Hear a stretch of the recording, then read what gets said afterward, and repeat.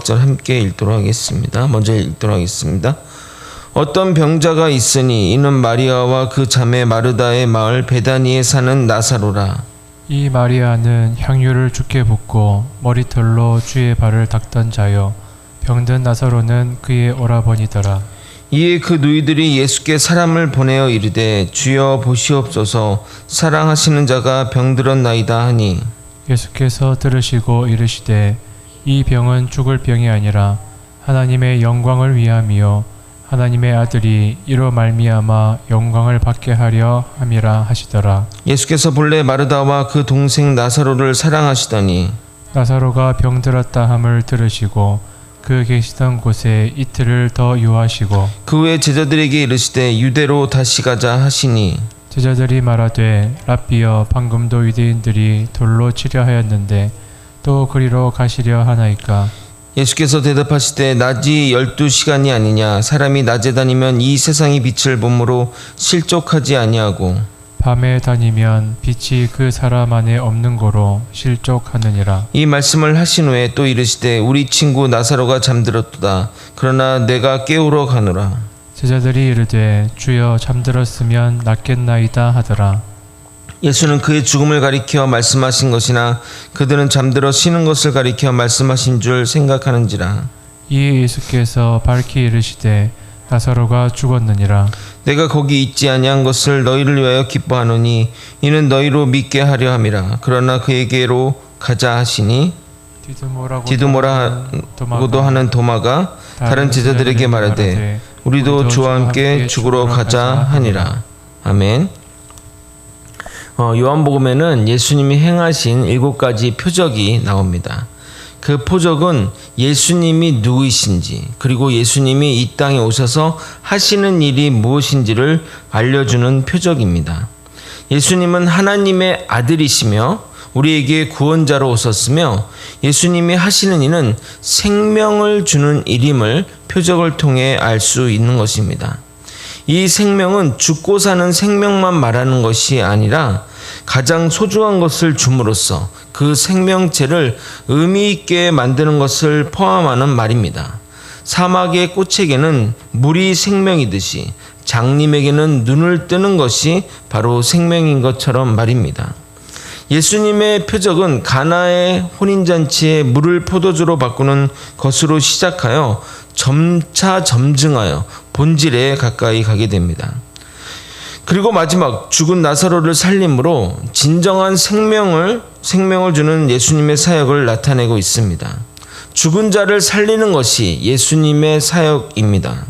최종적으로 모든 인류의 죄를 대신 지시고 우리를 살리기에 예수님은 죽음의 길을 선택하셨습니다.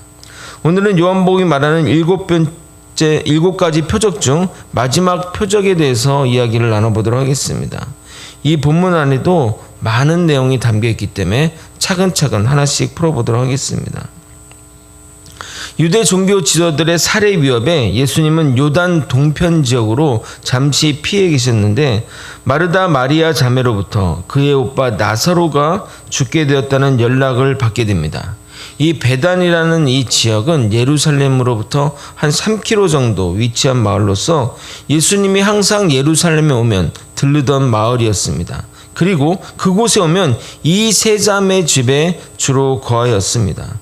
그러다 보니 예수님과 그 가족 간에는 개인적인 친분이 있었고 그래서 나사로의 병든 소식을 전할 때도 이렇게 표현하는 겁니다. 3절을 읽어도록 하겠습니다. 이에 그 누이들이 예수께 사람을 보내어 이르되 주여 보시옵소서 사랑하시는 자가 병들었나이다. 그러니까 직접적으로 자기가 사랑하시는 자라고 표현할 정도로 그만큼 친분이 있음을 알 수 있습니다. 이 베단이라는 마을의 뜻은 불쌍한 사람들의 집 또는 불쌍한 사람들의 마을 이런 의미로서 학자들은 예루살렘에 들어가 살지 못하던 도시 빈민층 또는 좀 큰 질병들이 걸린 사람들이 그 당시에는 질병이나 이런 것들이 죄인으로 취급받았기 때문에 그런 질병을 가진 사람들이 주로 모여 살던 곳이 아닌가 추정하게 됩니다. 예수님이 베다니에 주로 거주하였다는 것은 죄인과 가난한 자의 친구라는 사실을 또 확인하여 보여주는 것이기도 합니다. 마르다 자멜의 정갈에 예수님은 이렇게 대답합니다. 4절을 읽도록 하겠습니다. 예수께서 들으시고 이르시되 이 병은 죽을 병이 아니라 하나님의 영광을 위함이요 하나님의 아들이 이로 말미암아 영광을 받게 하려 함이라 하시더라. 예수님의 답변을 통해 이 나사로의 죽음의 의미를 우리는 세 가지로 확인할 수 있습니다. 나사로가 죽지 않는다는 것과 이 일이 하나님의 영광을 위해서 그리고 하나님의 아들인 예수님이 영광을 받게 될 것이라는 겁니다. 이 사건은 실로암 소경 사건과 동일한 결론으로 나가게 됩니다. 하나님의 하시는 일을 나타내고자 하는 것이 예수님이 누구이신지 보여주는, 그래서 영광을 받게 하려는 일로 귀결되는 것이 같은 결론이기 때문입니다. 그래서 계속 이 일을 표적이라고 하는 겁니다. 단순히 소경이 눈을 뜨고 죽었던 자가 살아나는 것으로 끝나는 것이 아니라 이 사건들을 통해서, 이 기적들을 통해서 하나님이 하시는 일을 나타내는 것이기 때문입니다. 결론부터 말씀드리자면 나사로가 살아나는 사건은 죽은 자를 살리는 하나님의 권능이 예수님에 의해 이루어지므로 예수님이 하나님의 아들이라는 확실한 증거와 예수님의 사역이 죽은 자를 살리는 일임을 명확하게 보여주고 있습니다. 즉 예수님이 누구이신지, 예수님이 이 땅에서 하시는 일, 이 두 가지를 한꺼번에 보여주는 가장 강력하고 중요한 최종적인 표적인 것입니다. 그러나 오늘 본문을 보면 적잖이 논란거리가 좀 존재합니다. 먼저 5절, 6절을 읽어드리도록 하겠습니다. 예수께서 본래 마르다와 그 동생과 나사로를 사랑하시더니 나사로가 병들었다 함을 들으시고 그 계신 곳에 이틀을 더 유하시고. 예수님이 이 마르다 남매를 사랑했던 것은 공공연한 비밀인 것 같습니다. 그래서 사도 요한도 본래 옛날부터 사랑했다고 말하는 겁니다. 그렇다고 한다면, 그 사랑한다고 했다면 그 병든 소식을 들으면 보통 어떻게 해야 되죠? 바로 달려가야죠. 아프다고 하니까 내가 어떻게든 해야 되지 않겠습니까? 그런데 6절을 보게 되면 정말 그들을 사랑했나라는 의심이 되는 말씀이 나옵니다. 정말 사랑했다면 바로 그들을 보러 가야 했는데 말입니다. 물론 예루살렘으로 가는 것은 그 당시 예수님에 대한 살해 위협이 있어서 위험한 일이기에 신중할 필요가 있지만 이틀 사이에 뭐가 달라질 것이 없기에 그 문제 때문은 아닌 것 같습니다. 그런데 문제는 이틀을 더 유하시는 사이에 나사로가 죽었다는 겁니다. 그럼 이런 생각을 할 수 있습니다. 실제 논란이 되는 본문이기도 합니다. 예수님은 나사로가 죽기를 기다린 것인가? 죽은 자를 살리기 위한 표적을 보이기 위해 나사로를 죽게 내버려 두었다면 도덕적인 문제가 발생하게 됩니다. 일단 먼저 짚고 넘어가야 할 것은 나사로가 죽은 것은 예수님과 전혀 상관이 없다는 것입니다. 전적으로 나사로의 병 때문에 죽은 것이지 예수님과 나사로의 죽음과는 1%도 상관이 없습니다. 그런데 예수님이 계셨으면 안 죽을 수도 있는 것 아니냐 말할 수 있습니다. 그러면 예수님이 이 땅에 계시는 동안 전 지구의 사람들은 다 안 죽습니까? 죽음의 문제를 왜 예수님께 돌립니까? 인간은 반드시 죽어야 됩니다. 만약 안 죽으면 정말 큰일 납니다. 예수님의 기적은 선택적이며 또 그것이 의미 있게 사용되어야 됩니다. 만약에 무차별적으로 이런 기적이 행해진다면 전 지구의 질서가 무너지게 될 것입니다. 그 영화 브루스 올마이티라는 그런 외국의 영화가 있습니다. 뭐 지금 영화의 내용을 깊게 설명할 수 없는데 어떤 한 사람이 하나님과 같은 능력을 가지게 되어서, 코미디 영화인데 하나님 같은 능력을 가지게 되어서 그 사람이 모든 것들을 그냥 다 예스를 해버린 거예요. 모든 사람들의 기도를 그냥 귀찮으니까 모든 것을 다 예스로 해보니까 그 다음날 지구가 지구의 사람들이 완전 문제가 생긴 거예요. 전부 다 그 자기의 정욕적인 욕심들도 다 응답이 되니까 그 지구가 막 폭동이 일어나고, 복권 로또가 당첨됐는데 로또 당첨 금액이 복권 사는데 2,000원인데 모든 사람이 다 당첨되니까 다른 당첨금이 200원, 300원 되니까 난리가 나는 거죠. 그렇지 않겠습니까? 나사로가 죽는 것은 당연한 일이고 누구도 그의 죽음에 대해 원망이나 탓을 돌려서는 안 됩니다. 나사로가 이번엔 살게 되지만 그도 언젠가는 다시 죽게 됩니다. 그러나 그를 살려냄으로써 그의 죽음이 예수님을 나타내는 표적이 되는 겁니다. 그러므로 그의 죽음과 살아남이 의미를 가지게 되는 겁니다. 하나님의 일에 쓰임받았기 때문입니다. 나중에 마르다가 자기 동생의 죽음을 예수님의 탓으로 돌리는 듯한 발언 때문에 우리가 예수님의 그 행동을 주목하는 거지만 예수님과 나사로의 죽음과는 전혀 상관이 없습니다.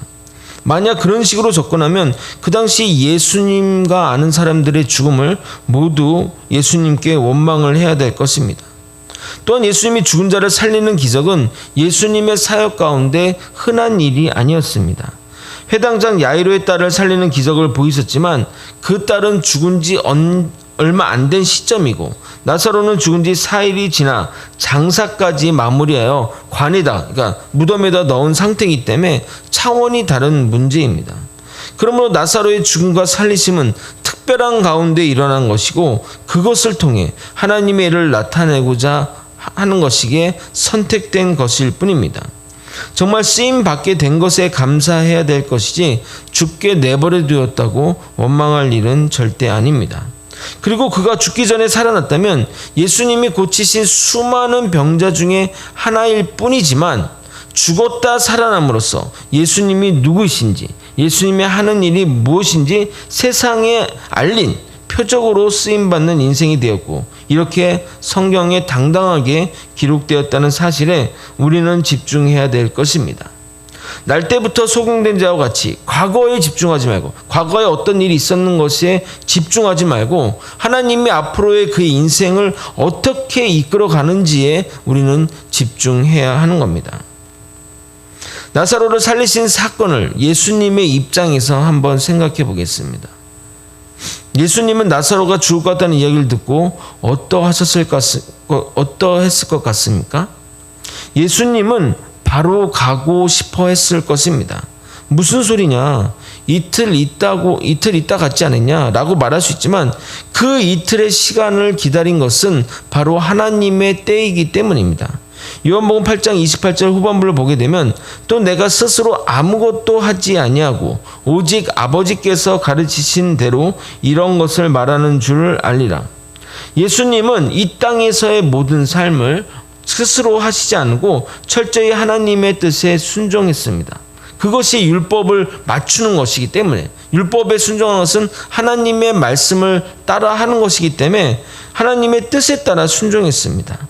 때와 시기도 하나님이 가라고 한 때 움직이셨습니다. 그러나 우리는 우리의 때, 우리의 정한 시간에 하나님이 움직여 주길 바랍니다. 그리고 그때가 아니면 안 된다고 생각합니다. 심지어 인간들은 예수님에게 자신의 때를 강요합니다. 먼저 제자들입니다. 예수님이 예루살렘으로 돌아가겠다고 하자 그들은 반대합니다. 8절입니다. 제자들이 말하되 랍비여 방금도 유대인들이 돌로 치려 했는데 또 그리로 가시려 하나니까. 이 때와 시기, 가는 시기와 그것들은 주님이 정하십니다. 지금은 낮이니 예수님이 움직이실 때라고 그들에게 답변합니다. 그러나 현실적으로 보면 그렇습니까? 매우 어둡습니다. 예수님을 죽이려는 무리들이 설치고 있고 나사로는 죽었습니다. 아무도 예수님이 죽은 나사로를 살릴 것을 기대하지 않습니다. 정말 칠흑같이 어둡습니다. 하지만 예수님은 지금은 낮이니 지금 움직여야 사람들이 실족하지 않는다고 말씀하십니다. 그리고 이 죽은 나사로를 살리시는 이유 중에 하나가 너희를 위해서, 너희들의 믿음을 위해서, 죽은 자가 살아나는 이것들이 나를 통해 이루어질 것을 보이기 위해서 하신 거라고 말씀하고 있습니다. 15절입니다. 내가 거기 있지 아니한 것을 너희를 위하여 기뻐하노니 이는 너희로 믿게 하려 함이라. 그러나 그에게로 가자 하시니. 이에 의심 많은 도마는 죽기를 각오하고 따라 나서게 됩니다. 나중에 이 도마에 대해서 좀 깊게 다룰 것이지만 성경의 인물 중 예수님의 제자 중 가장 많은 잘못 오해되는 인물이 바로 도마입니다. 그는 정말 순종하여 죽음도 불사하는 자입니다. 주님의 때가 아닌 자신의 때를 강조하는 이가 또 있습니다. 바로 마르다입니다. 오늘 읽진 않았지만 21절을 읽어드리도록 하겠습니다. 마르다가 예수께 여짜오되 주께서 여기 계셨더라면 내 오라버니가 죽지 아니하였겠나이다. 마르다 또한 불신앙까지는 하지만 자신의 때와 시기를 주장합니다. 그 때에 계셨다면 오라버니 나사로가 죽지 않았을 텐데 라고 말입니다. 만약 우리가 어떤 것들을 기도하면서 때와 시기를 정해주고 방법까지 정해준다면 그것은 기도가 아니라 명령인 것입니다. 마치 램프의 진이처럼 하나님을 대하는 겁니다. 여러분마다 간절한 기도 제목이 있지 않습니까? 하나님 아버지, 이 기도를 들어주십시오. 꼭 올해 안에 꼭 들어주시고 어떤 방식으로 이렇게 해서 이런 문제가 이렇게 해결되기를 원하니 이렇게 해주기를 바랍니다 라고 기도한다면 그거는 그냥 비벼서 이렇게 되라 하는 것과 무슨 상관이 있냐 이 말입니다. 우리는 기도에 아무런 주도권이 없습니다. 기도할 뿐이고 응답받기를 간구할 뿐입니다. 응답하시고 안 하시고는 하나님의 주권 아래 있으며 때와 시기도 하나님의 주권 아래 있습니다. 그래서 자신의 때에 응답이 안 되면 하나님이 응답하지 않는다라고 인간들은 말합니다. 또한 자신들의 방법대로 되지 않으면 하나님이 응답하시지 않는다고 말합니다. 하나님이 응답하시지 않는다 할지라도 하나님은 응답하신 것이고 하나님이 내가 원하는 방법대로 하시지 않는다 할지라도 가장 바른 방법대로 하신 겁니다. 우리의 기도는 이런 내려놓음이 전제되어야 합니다. 우리는 기도할 뿐이고 이 기도의 응답은 전적으로 주님께 맡겨야 되는 것입니다. 시기도 방법도 응답도 모든 것을 말입니다. 말씀을 정리하겠습니다.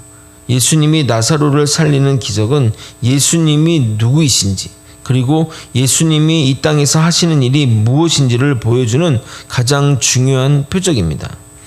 이런 일곱 번째 표적을 통해 예수님의 존재와 사역에 대해 방점을 찍게 됩니다. 나사로는 죽음에 건져졌고 더 놀라운 것은 하나님의 일에 쓰임받게 되었습니다. 그로 인해 그의 인생은 기적의 주인공이 된 것입니다. 우리도 주님께 이렇게 쓰임받게 되기를 기도해야 할 것입니다. 예수님은 이 일 가운데 철저하게 하나님께 순종했습니다. 당신의 생각도 있으셨겠지만 철저히 아버지의 뜻대로 움직이셨습니다. 우리도 이 순종을 배워야 됩니다. 그러나 우리는 너무나 자기 위주의 자신 중심의 신앙을 가지고 있습니다. 우리가 하나님께 기도할 때는 내 때와 내 시기를 중시하고 더 나아가 해결 방법까지 주장합니다. 여러분, 그것은 기도가 아닙니다. 우리가 기도할 때는 온전히 내려놓고 주님의 방법과 시기를 따라야 합니다. 주님께 온전히 순종할 때만이 우리를 통해서 주님이 역사하실 것입니다. 주님의 때와 시기를 믿으며 주님이 또한 이끄실 방법을 믿으며 살아가는 저와 여러분이 되시길 예수님의 이름으로 소망합니다. 기도하시겠습니다. 하나님 아버지, 하나님의 뜻에 철저히 순종했던 예수님처럼 우리도 주님께 나아갈 때 주님의 때와 시기와 방법까지 순종하며 아버지 따라가는 믿음의 사람들이 되게 도와주시옵소서. 아버지, 우리는 너무나 우리의 방법과 우리의 때를 너무나 강조합니다. 그러나 온전히 내려놓고 주님의 뜻을 따라 살아가는 우리 모두가 되게 하여 주시옵소서. 사랑이 많으신 예수 그리스도 이름 받들어 기도 드리옵나이다. 아멘. 주기도문으로 예배를 마치겠습니다.